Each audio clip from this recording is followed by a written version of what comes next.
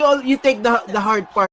Huwag natin patigilin your final thoughts and prediction dito sa Casimero versus Luis Neri. You take the hard part before I take the hard part sa pagsagot ng mga tanong, okay? Ako, kasi sabi ko, siyempre, my heart goes always for the Filipino boxer. Okay? Ako, tingin ko dito yung Neri ang paborito.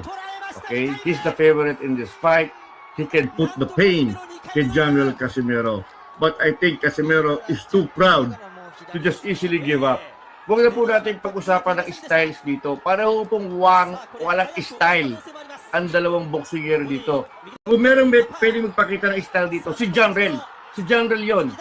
Kung may babalik na yung dating galaw niya, siya ang nasa posisyon. Dahil si Neri, ganyan na lang talaga from the very start, miski nung pick pa niya walang ginawa yun kundi manghambalos ng manghambalos. So, talagang underdog si General Casimero dito. That power of Neri is frightening, mga kaibigan. No? I don't know how this fight will end sapagkat parang dalawang nuclear missile ito magsasalubong dalawang train. Magsasalubong.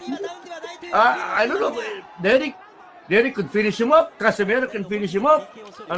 But my heart goes for General Casimero. I'm still hoping that he can pull it off. This will be a knockout win, mga kaibigan. Regardless of your pick, Casimero or Neri, palagay ko hindi natin maririnig ang huling bell dito.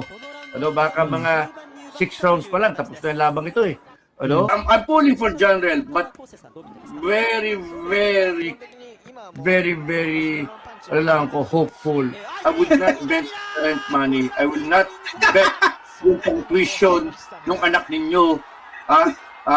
Para sa akin, safe bet lang ako just because I'm a fan.